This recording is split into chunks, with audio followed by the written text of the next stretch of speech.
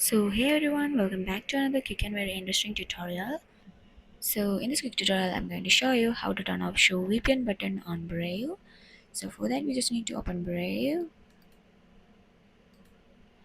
After that, here on the top right corner, you can see here three lines. Click on there, and then here as second last option, you can see here settings. Click on there, and after that, here on the left, you can see here many options, and here as second option, you can see here appearance. Click on there.